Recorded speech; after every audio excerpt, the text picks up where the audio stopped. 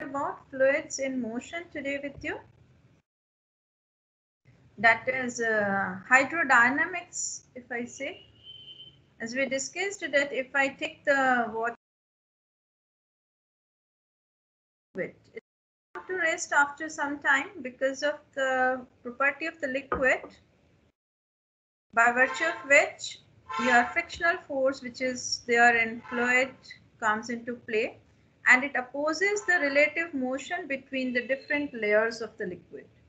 So inside the liquid, if I'm just bringing it in motion, so of course the water, if I'm taken in the glass, different layers are there.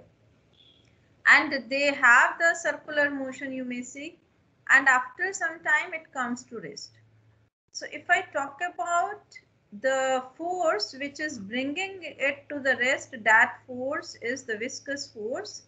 And this property or the phenomenon, you may call it as the viscosity. So two terms are there with you. One is viscosity, another is viscous force. So viscosity is the property of the liquid by virtue of which it is coming to rest, while viscous force is the opposing force which comes into play. And this opposing force is found to be dependent upon the area of the layer and dependent upon the velocity gradient. Because if you see the velocity of the different layers, the layer which is closer to the container, the velocity is less, and velocity keeps on increasing and is maximum at the uppermost layer. So here if I'm taking V as the velocity for this layer, then here the velocity is V plus dV, I may suppose. And if the distance between the layers, I take it as dx, then this change in velocity to the difference in the distance, that is termed as velocity gradient. That is change in velocity with distance. So this is the term with you, viscous force. It means it depends upon the area and the velocity gradient. If I combine both the terms, then if I remove this sign of proportionality, I get a constant with me that is pronounced as eta. This, if I have to pronounce it, this is pronounced as eta. And this is termed as coefficient of viscosity. Of course, it depends upon the nature of the liquid. Like I can see that if I take in one container, I take water, in another container, I may take honey or I may take glycerine, different liquids. And then you can see which liquid come to rest quickly and which liquid is taking more time to come to rest. And that will depend upon the liquid. So that you have observed, even if you try to drop honey, then it takes time. So honey is more viscous than the water. Similarly, glycerine is more viscous than the water. Rather, water is taken as an ideal liquid, non-viscous liquid with you. But still, it is not actually ideal. So it has some value of the viscosity, coefficient of viscosity is there. I want to find the dimensional formula and units for this constant, which is termed as coefficient of viscosity, simply by using this equation, which is for viscous force. I may call it as equation number 1. So from equation number 1, you can find the dimensions for eta, which is of course, by putting the value of the dimensions for force, mLT minus 2, distance x is L, is L square, velocity is LT minus 1. So on solving, I'm getting these are the dimension. You are very familiar with the working out with the dimensions till now.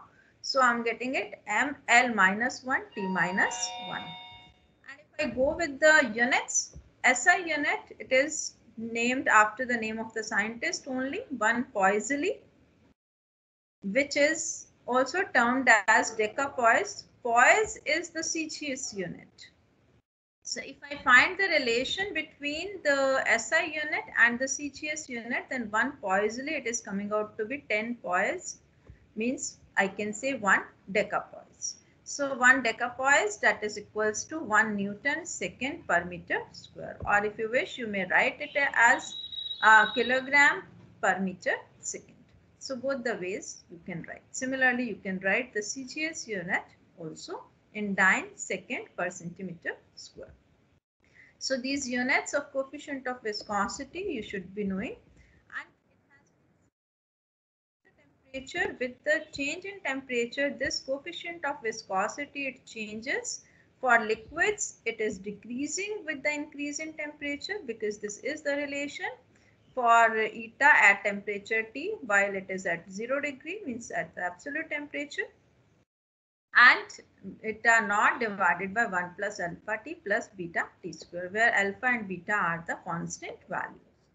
So derivation of these formulas are not required. You can simply keep these things in mind, that for gases, coefficient of viscosity it increases with the increase in temperature. It is directly proportional to the square root of temperature. Of course, it has found application. By the knowledge of viscosity, I can select the suitable lubricants for the various machinery. I can select the liquid depending upon the viscosity for shunting of the trains. And Millikan used this concept to find the charge on the electron. This is the Poiseuille's formula. Then this volume of the liquid which is flowing per second, it means which is coming out per second to this horizontal capillary tube.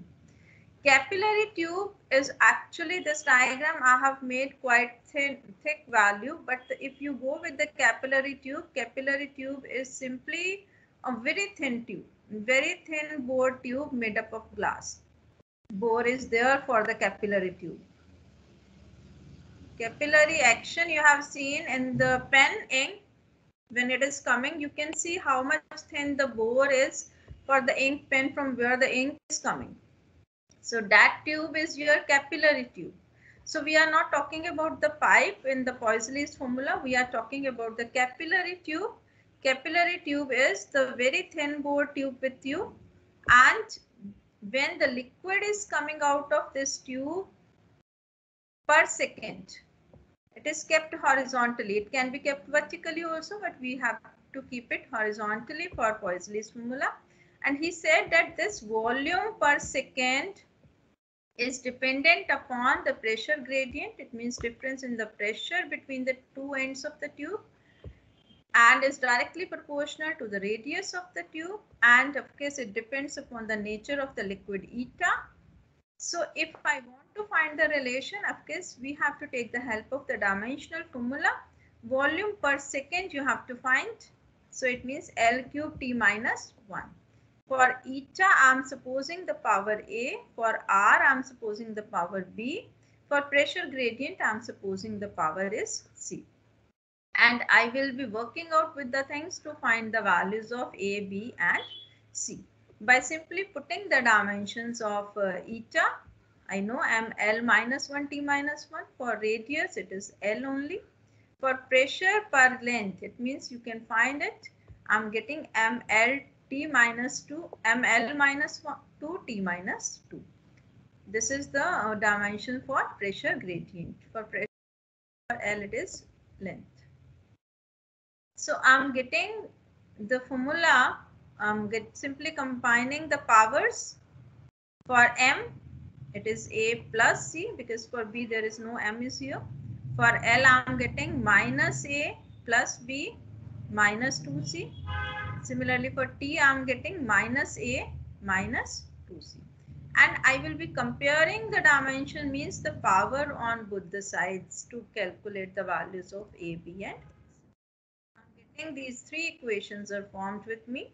A plus C, I'm getting 0, minus A plus B minus 2C, I'm getting 3, minus A minus 2C, I'm getting minus 1. And if I work out with the things, I'm getting A equals, your C equals to 1, A equals to minus 1, equals to 4. And this constant of proportionality, which is being calculated experimentally only, it is coming out to be pi by 8. So we are getting this formula for the volume which is coming out per second from the capillary tube. Capillary action, as I've said, you have observed when the ink is coming out from the pen, when you write with the pen. Similarly, in the towels, there are thread capillaries, very thin bore tubes. They are made up of any material. It can be glass. In the lab, when we work, we take the made up of glass only. But in day-to-day life, you can see due to capillary action, your plants, they are able to get the water to the leaves from the roots. So capillaries are there in the plants also. At various places, you can observe the capillaries. So this formula should be clear with you for the volume which is flowing through the capillary tube when kept horizontally per second. It is coming out to be pi by 8 PR4 eta upon eta into L. So this way you can simply verify the formula dimensionally only. Now this is again important. If I make a spherical body, spherical ball is made to fall in the viscous liquid. So this is on this you have to perform one experiment also to find the coefficient of viscosity for this liquid, which we will be taking glycerin.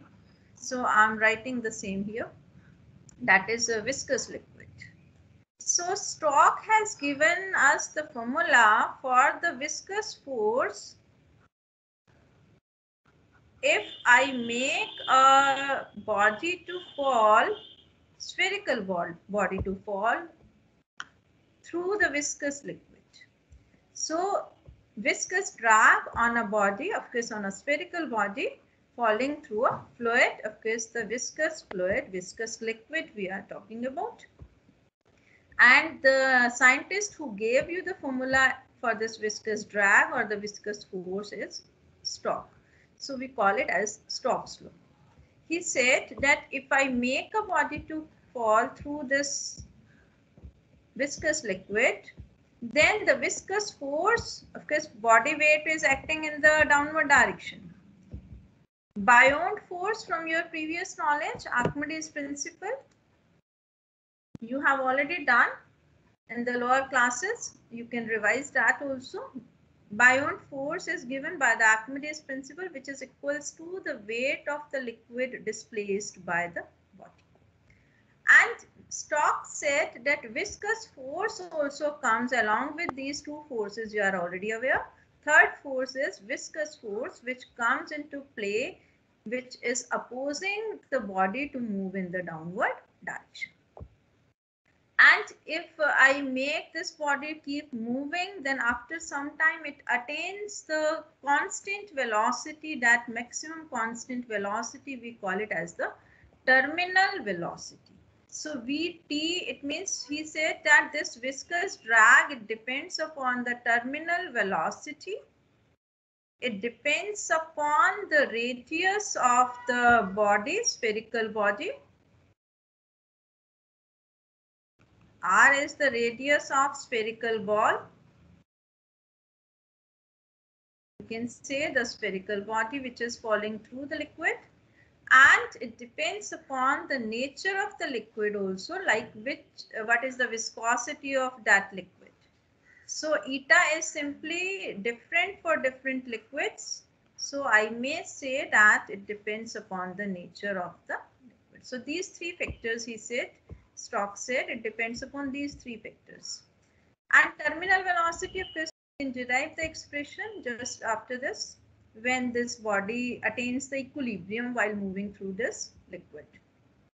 And on that only we will be doing the experiment. We will measure the terminal velocity by putting the marks on this tube, or because marks putting on the glass tube, which is this is viscosity tube made up of glass, so that it should not react with the materials. This is glass. We mark threads, or we put the threads on this tube, and we take the time which is body takes to travel this particular distance. So if distance is known, we find the time experimentally, then I can calculate the terminal velocity, distance upon time. That is as far as the experiment is concerned. And here when you have to derive the expression for the viscous force, we can derive it with the help of the knowledge of the dimensions only. Because if I'm taking, let the power of eta is A, R is B, and velocity, terminal velocity is C. And for force, I know the dimensional formula MLT minus 2. I can put the dimensional formula for eta, R, and V. And then I will be framing the equations. For the powers of M, I'm getting A. For L, I'm getting minus A.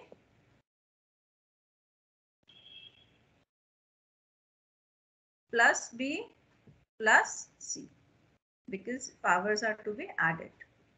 And take care of the sign. If it is negative, write the negative sign. If there is no sign, means positive. For T, the power is minus A minus C. So equate the powers on both the sides for M, L and T.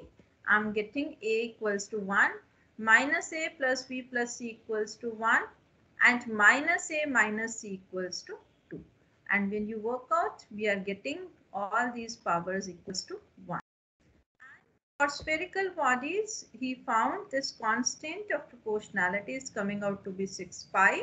So the Stokes law formula with you is 6 pi eta r v. This v is terminal velocity, so I'm writing it as vt. Just to differentiate, I write simply v and mention that it is the terminal velocity. And you can define terminal velocity, that is the maximum constant velocity acquired by a body while falling through a viscous liquid. So when a body is made to fall through this glass tube, then when it is moving with the constant velocity, then upward forces, that is buoyant force and viscous force, and the downward force, that is mg, they should be in equilibrium. So at equilibrium, upward force, it is equals to downward force. As far as the terminal velocity, we take, then initially the velocity will keep on changing with time. Then after some time it becomes constant. And that constant velocity we are calling terminal velocity. And that is why experimentally when we perform the experiment, we don't put the threads on the tube in the beginning, but we put it in the center of the tube so that let it acquire the terminal velocity. And then only we take the readings. So theoretically, if you want to find the expression for the terminal velocity, then weight, that is equals to mg. We are taking the steel balls are there, spherical bodies are the steel balls. Then weight, that will be given by volume into density into g. G is acceleration due to gravity. If I assume sigma is the density of steel, then I will be writing r as the radius, then volume will be 4 by 3 pi r cube sigma g. This will be the value of the weight which is acting in the downward direction. And buoyant force, which is equals to the weight of the liquid displaced, will be given by 4 by 3 pi r cube rho into g, where rho is the density of the liquid and liquid here is glycerine. So if I put the values for the viscous force, I know 6 pi eta r vt.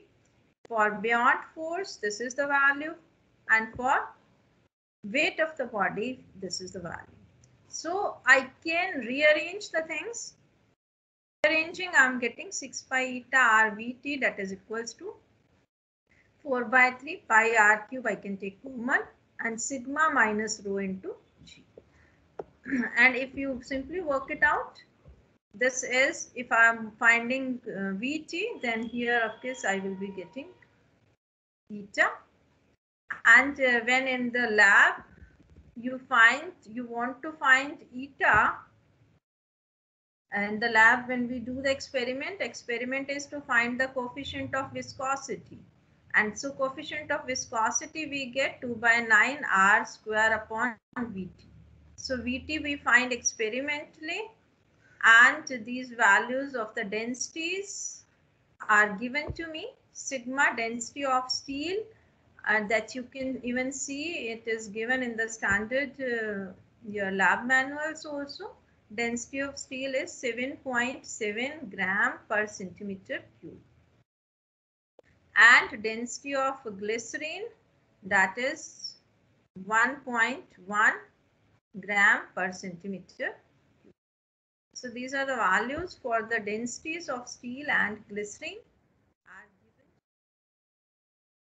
And you can find whatever is required. If terminal velocity, the theoretical question is there, then the formula I am getting 2 by 9 r square upon eta into rho minus sigma into g. Eta for glycerine will be given to you, and here you can find experimentally the value of the coefficient of viscosity. Now, the density of the steel is greater than the density of this means greater than rho, which is actually the case when we perform the experiment. So body is moving in the downward direction. Ball comes down in the liquid. But if anyhow under any condition, if I make like air bubbles, you have seen coming upward in the liquid, because there the sigma is greater than rho. Its density of air is less than the density of water. In case if both the densities become equal, then the body, it remains suspended in the fluid. These things you have seen by the Archimedes principle also. The body, weight of the body, only two forces at that time we discussed. So this is the formula to find coefficient of viscosity of the liquid, which you will be doing experimentally. And these are the practical applications. You can see that bigger raindrops, they fall with large velocity, that we have simply taken the idea by this formula of the terminal velocity we have derived. More viscous the liquid, smaller is going to be the terminal velocity, because you can see terminal velocity is inversely proportional to eta. Vt is inversely proportional to the viscosity. From the formula you can check this. Now the applications, and if I take the water coming out from the tap of the liquid, it means pipe, horizontal pipe is there, and the tap is attached with you for the liquid to come out, then many times you have seen the liquid, when it comes out, it comes steady flow. If you open the tap a little, if you open it with the means fully open the tap, then it comes out and like particles are crossing each other. So accordingly, we can have the flow with us. One is streamline flow, another is turbulent flow. And streamline flow means all the particles, they are attaining the same velocity while passing. It means if here this particle, at this point if the particle is there, I'm taking the water is coming, and all the particles will have the same velocity. And if I have the different layers of the liquid which are having the same velocity at a given position, then the flow I will be getting the laminar flow. And such a flow of the liquid, when I talk, that is termed as the tube of flow. So these are few terms with you which you should be knowing.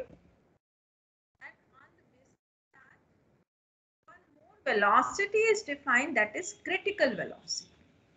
So you should be, by the end of the lecture, you should be able to differentiate between the critical velocity and the terminal velocity. Terminal velocity, when I make the body to fall through the viscous liquid. Critical velocity is that limiting velocity up to which the flow is streamlined and above which it becomes turbulent. Turbulent means particles are simply crossing each other position. This critical velocity is found to be proportional to the nature of the liquid. Of course, eta depends upon the density of the liquid, if I'm taking it as rho, and it depends upon the diameter of the tube, that if I take it as capital D, I can assume the powers of eta, rho and D as A, B and C. I can calculate the values of A, B and C simply by using the dimensions, putting the dimensions for the velocity, that is m naught LT minus 1. For eta, It is ml minus 1 t minus 1. For rho, it is m mass upon volume. So ml minus 3. Diameter is the distance only, so dimension will be L. So you simply combine the powers of ml and t. I'm getting m power is a plus b. L power is minus a minus 3b plus c. T power is minus a. So you equate the powers. A plus b is 0. Minus a minus 3b plus c, it is equals to 1. And minus a, it is equals to minus 1. So when you work out, we are getting the formula with us. Therefore, values for a, it is coming out to be 1. B, it is coming out to be minus 1. C, it is coming out to be minus 1. So the formula I am getting is K is of course the constant, proportionality constant, which is a dimensionless constant. Critical velocity Vc, it is equals to K eta divided by rho d. This K, we are calling it as the Reynolds number, which is our dimensionless. And on this, you may get the numerical by, you can be given with the eta and critical velocity, and you can be asked to decide whether the flow is streamlined or turbulent. So if you are getting the value of K, it is less than 2000, it means it is lying between 0 to 2000, the flow is streamlined flow. While if the K, which is Reynolds number, is greater than 3000, then the flow is turbulent. While if K is between 2000 to 3000, then it means the K is changing from streamlined to turbulent. So streamlined flow is the steady flow, you can say, where each proceeding particle will have the same velocity as of the previous particle. So keep things up to this for today. Thank you everyone.